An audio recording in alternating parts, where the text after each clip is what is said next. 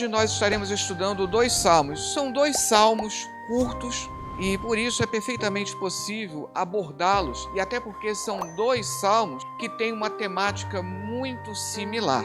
Do Salmo 127, versículos 1 e 2. Se o Senhor não edificar a casa, em vão trabalham os que edificam. Se o Senhor não guardar a cidade, em vão vigia a sentinela. Inútil vos será levantar de madrugada, repousar à tarde, comer o pão de dores, pois assim dá ele aos seus amados o sono. Como eu tenho feito ultimamente, aproveitado os estudos que eu tenho feito exatamente em cima do livro de Salmos, dentro da chamada análise retórica, então eu vou prosseguir hoje. E aí, como são 2 salmos curtos, deu para fazer a análise dos 2 que eu disponibilizei num PDF. Salmo 127 e 128. E aí vamos fazer essa análise pormenorizada dos 2 salmos. São conhecidos como cânticos de peregrinação. É um grupo de salmos, de 15 salmos, vai do Salmo 120 até o Salmo 134, que, segundo uma das tradições judaicas e o que é defendido por muitos estudiosos hoje, esses salmos eram entoados pelos peregrinos quando eles se dirigiam a Jerusalém. O Pentateuco, ele estabelece que todo judeu ele deveria estar em Jerusalém participando de 3 festas. Se nós fazemos uma lista de todas as festas judaicas, além das festas que nós encontramos na Bíblia, ainda tem muitas outras festas que eles acrescentaram hoje. Costuma-se dizer que o judeu é bem festeiro, festas ao Senhor. Na verdade, são cultos festivos ao Senhor. As 3 em que eles entoavam, então, durante a caminhada, Páscoa, Pentecostes e Tabernáculos. São, então, 2 dos salmos de peregrinação. Um desses salmos, ele é autoral, que é o Salmo 127, que é atribuído a Salomão. Só existe um outro salmo atribuído a Salomão, que é o Salmo 72.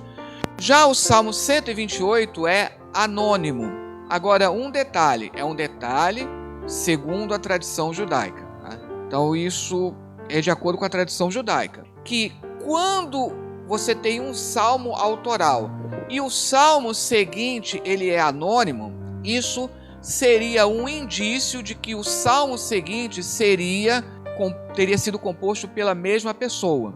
Então, por exemplo, o Salmo 90 é atribuído a Moisés. 91 é anônimo.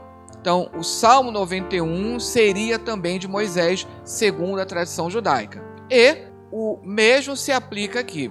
Se o Salmo 127 é de Salomão e o 128 é anônimo, segundo a tradição judaica, o 128 também seria de Salomão. Então, vamos fazer agora a análise retórica de cada salmo. O Salmo 127, ele se divide em 2 partes. A primeira parte vai do versículo 1 ao 2 e depois a segunda parte vai do versículo 3 ao 5. Como é que você identifica essas partes? Quando você percebe uma mudança de tema, uma mudança de temática. A partir do versículo 3 começa a falar de filhos, o que não se falava nos versículos 1 e 2. Então por aí você percebe que eu tenho a segunda parte do Salmo. Então aqui, numa tradução feita diretamente do texto na língua original, que dá apenas uma pequena diferença, né, das traduções que nós utilizamos.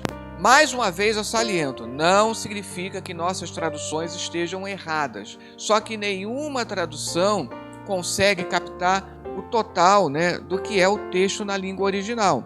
Nem mesmo a tradução feita por um especialista vai conseguir isso, mas o propósito é uma tradução que esteja o mais próximo possível, né, da língua original. Não significa que a nossa tradução esteja errada. Então, se Adonai, ou seja, se o Senhor não edificar a casa, em vão esforçam-se os que a edificam. Veja a pequena diferença. esforçar-se é mais do que trabalhar, porque existem duas palavras para trabalhar no hebraico. Uma dá mais essa ênfase do esforço, do cansaço, da fadiga. É justamente aqui que aparece essa palavra, cuja tradução mais adequada seria esforçar-se. Então não é que a tradução trabalhar está errada, só que ela não acaba captando essa nuance do esforço, do cansaço. Então, se Adonai não edificar a casa, em vão esforçam-se os que a edificam. Se Adonai, ou seja, se o Senhor não guardar a cidade, em vão vigia a sentinela. Em vão vos será levantar cedo, tardar em repousar, comer o pão penosamente adquirido, assim dá respeitabilidade aos seus amados. Aqui na última linha, acabou dando uma pequena diferença em relação ao que vem na Almeida Corrigida. Até porque a palavra aqui no hebraico ela é bem difícil de se traduzir. Eu até pesquisando vi que tinha várias opções para essa palavra, mas o contexto, essa questão do sono não significa então eu posso deixar de trabalhar, deixar de me esforçar. O sono significa aquele sono metafórico que pode descansar no Senhor. Então Deus ele concedeu respeitabilidade àqueles que se esforçaram. Toda a temática aqui aponta então para Deus ele edificando a casa e protegendo a cidade. Isso lembra que nossa casa não é, entre aspas, uma ilha.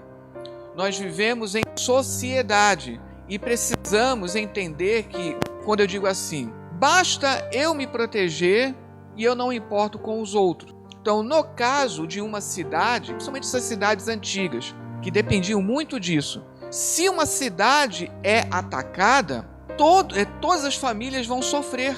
Então não adianta pedir apenas para proteger a minha cidade. Não adianta pedir para proteger apenas a minha família. Porque se uma cidade ela é atingida, eu também corro o risco de ser atingido. Então por isso que aqui salienta que a nossa oração por uma família, ela deve ser comunitária. Não é apenas eu me importar, entre aspas, egoisticamente com a minha própria família, porque ela está inserida dentro de uma comunidade, de uma sociedade, de uma cidade. Dentro da questão poética, é interessante como você tem essa poesia aqui, ó. Se Adonai não edificar a casa, em vão esforça-se os que a edificam. Veja como você tem duas linhas com um paralelo bem delineado.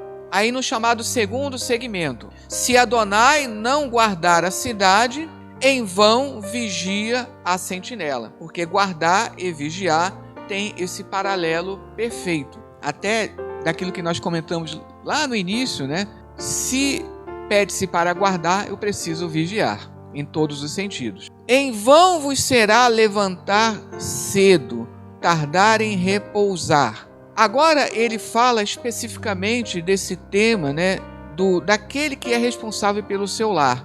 Ele usou o exemplo da cidade. Ora, eu tomo todas as precauções, mas nunca esquecendo que Deus é que proporciona a proteção da cidade e a proteção da casa. Mas isso não me exime de ter a minha responsabilidade, de fazer a minha parte. É isso que está dizendo aqui. No versículo 3 agora, então aqui nós temos a primeira parte formada por chamaria de três estrofes, que também podemos chamar de 3 segmentos. Os 2 primeiros segmentos são em 2 linhas e o último, ele é triplo, são 3 linhas. A partir do versículo 3 agora muda a temática para os filhos. Eis que herança de Adonai ou do Senhor são os filhos, galardão o fruto do ventre. Então, herança, galardão, veja o paralelo aqui bem delineado. Herança, galardão e depois filhos, fruto do ventre. Aí no versículo 4, como flechas na mão do guerreiro, assim são os filhos da mocidade. Aí no versículo 5, bem-aventurado o varão que enche deles a sua aljava, não será envergonhado quando falar com os inimigos ao portão. Então notem como você teve essa temática aparentemente bem modificada do versículo 3 ao 5. Notem que eu tenho duas partes que poeticamente são estruturadas da mesma maneira. Primeira parte, eu tenho 3 estrofes ou 3 segmentos, os 2 primeiros em 2 linhas e o último em 3 linhas. A segunda parte vai fazer a mesma coisa, sem levar em consideração a divisão de versículos. Então eu tenho 2 segmentos, 2 estrofes com 2 linhas e a última linha e o último segmento, a última estrofe também com 3 linhas. E quando você for comparar cada uma dessas estrofes, você perceberá qual é a maneira que o salmo ficou interpretado. Então, eu tenho aí em forma que eu chamo de quiasmo, ou seja, essa forma de candelabro, que eu vou descendo até chegar à parte central, que é a principal, e depois retorna no sentido contrário. Adonai edifica a casa. A primeira parte do versículo 1 corresponde a linha filhos preenchem a casa, no versículo 5. Parte B, Adonai guarda a cidade, versículo 1, a parte B, a segunda parte do versículo. Corresponde a B', filhos, flechas na mão do guerreiro. É bem interessante isso, porque de repente ele fala de flechas na mão do guerreiro, parece que está fora do contexto, mas faz um paralelo perfeito com o fato de que Adonai guarda a cidade. C, o fiel trabalha pela sua casa, versículo 2. Tem correspondência com C', filhos, herança de Adonai. Ou seja, isso fala que se os pais eles velam, protegem os filhos, na velhice os filhos também vão guardar e proteger os pais. É essa a comparação que está sendo feita aqui. E aí você percebe que não é tão estranho essa menção de flechas na mão do guerreiro. Lógico que é uma menção metafórica. Está usando um simbolismo, de flecha na mão do guerreiro, etc. e tal, para mostrar de que maneira, como eu posso considerar, os filhos que protegem também os pais, que amparam seus pais na velhice. A parte central disso, do versículo 2 para o versículo 3. Então, repetindo aqui: em vão vos será levantar cedo, tardar em repousar, comer o pão penosamente adquirido, assim dar respeitabilidade aos seus amados. Eis que herança de Adonai ou do Senhor são os filhos, galardão ou fruto do ventre. Herança aqui em todos os sentidos, inclusive o fato de que nós legamos algo para os nossos filhos, tanto em termos de educação, tanto não é somente em termos, como alguns podem pensar, financeiros, mas temos da educação, dos valores que você transmite. Mesmo, isso é muito importante, mesmo quando aparentemente você tem filhos naquela fase difícil, principalmente aquela fase da adolescência, que alguns brincos chamam de aborrecência, que parece que não está prestando atenção a nada do que você está falando, mas isso fica gravado. Por isso que nós não podemos desistir, porque os valores são transmitidos sim e ficam. Embora às vezes, aparentemente, parece que no momento não, mas fica.